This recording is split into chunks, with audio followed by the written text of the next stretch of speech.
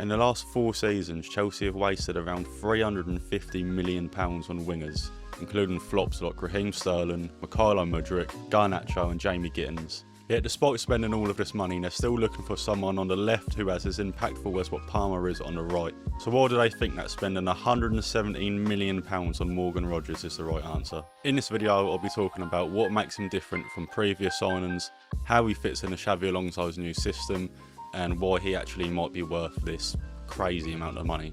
So let's start by looking at why Rodgers is different to previous wingers that they've signed. So if you look at the wingers I mentioned earlier, Sterling, Mudryk, Garnacho, Gittins, what do they all have in common? They're explosive, athletic wingers that make runs in behind. And that's fine, but the problem is though, when you're a club like Chelsea, teams are going to play a very, very low block against you most of the time. And you need someone that's going to, you're not going to have much space to run behind basically. And yeah, for the last 4 seasons, Chelsea have been a team that looks to dominate the ball and have slow build-up play, break teams down. And having wingers like Garnacho, it's not going to help you. They're not technically good enough. Garnacho, any of them I just mentioned, Garnacho, Gittins, Sterling, Mudryk, they're quick, they can get behind, they're good on counter-attacks, but they're not going to help you necessarily break teams down. They're not technically that great. And this style of play of dominating the ball and breaking teams down slowly, making chances, that's probably not going to change anytime soon with Xabi Alonso. He loves to dominate the ball. At Leverkusen, they actually had more possession than Bayern Munich. So Chelsea basically need another attacker that can unlock these low blocks and not just rely on their pace and their athleticism. And that's pretty much where Morgan Rogers comes in. At 6'2", Rogers is quite an imposing and powerful runner, capable of pushing off defenders even while running at full speed. He can also be a playmaker and play incisive balls in behind for his teammates as well. And his other strengths include clinicalness when he gets in the right position, scoring goals from long range, which coming up against a low block, if you can have someone that can score a screamer from 25 yards out, that's obviously very useful. Think about how many times Garnacho was forced to, shoot from that sort of range, like what he loves to, and just plays it over the bar. Scored a couple decent goals, but generally he cuts inside, and it's questionable. Most of these wingers need to walk the ball into the back of the net as well, basically, players like Sterling. Whereas Rogers, like I say, he can shoot from range, he's clinical when he gets in good positions, he's a powerful runner, can push off defenders, even big centre-halves, and he can also be a playmaker and create chances for others. So he's a bit of an all-rounder really, he can do a bit of everything. He don't just rely on pace and athleticism, he can do a bit of everything, which makes him quite hard to defend against. And then when you look at how Chelsea will probably line up with Alonso, how I expect them to set up, Rogers is just the perfect solution for Alonso. So this graph here, made by Opta, shows how Alonso set up with Bayern Leverkusen. Notice how they obviously use 2 10s either side of the winger, a left one and a right one, with the wing backs providing the width. While out of possession, the 10s then come back and defend as basically wingers in a 4-4-2 or a 4-2-2-2, depending on how you look at it, but they basically defend as wingers. And that suits Rogers and Palmer perfectly. They're both players that can play on the wing, but can also play in the 10. They maybe don't have that explosive pace to get past some fullbacks in the Premier League.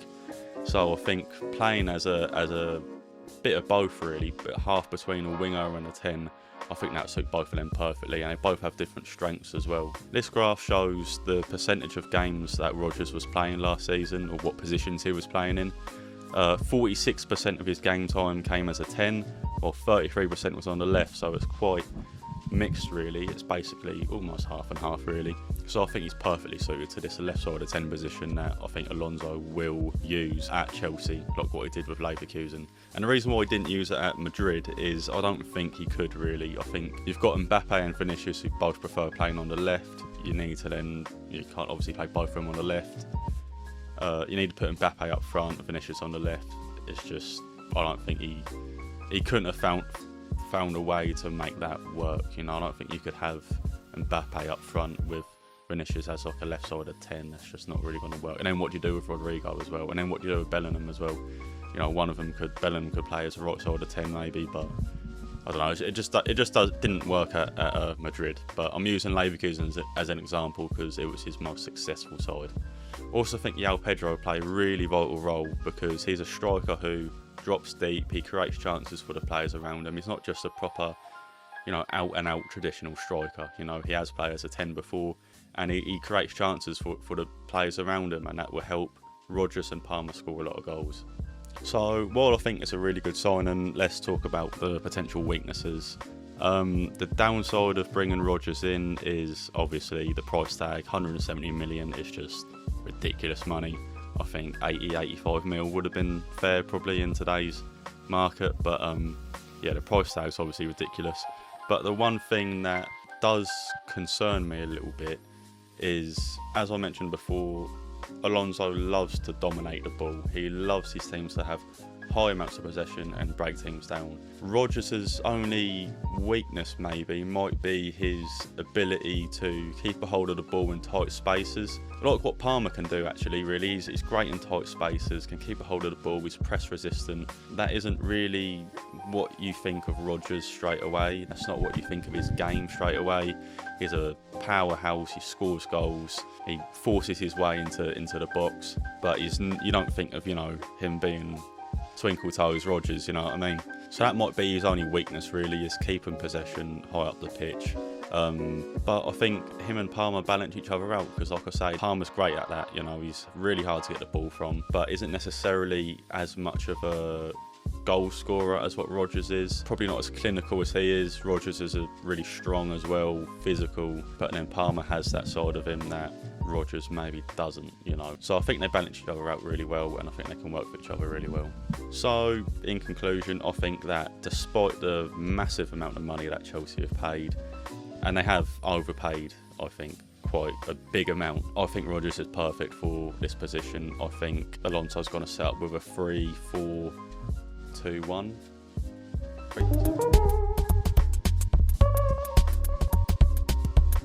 Yeah, I just had to do the maths there. I could see it in my head, but I just couldn't think of the numbers straight away. You want the numbers, Mason. That's all we've ever wanted. But yeah, I think that left side of 10 position is absolutely perfect for Rodgers. Despite the massive money they've spent, I think they've potentially saved themselves money in the future because the amount of money they've wasted on wingers that just haven't worked out. Spending 117 mil on Rodgers, which is, I think, pretty much guaranteed to be a great signing. That could be cheaper in the long term, rather than spending 50-60 mil on another few shit players. Basically, they've definitely got a solution now. He's English as well, which is great. Clubs love having English players, fill them quotas, and yeah, I think it'd be a really great signing. So let me know what you think. Let me know if you think they overpaid for him, if you think he's going to be a good signing, and what formation you think Alonso's going to use this season. If you think it's going to be something different to what I said, then where do you think Rodgers will play? Do you think he'll play on the left? Where will Palmer play? So, yeah, there we go. That's what I think about Rodgers. See you later.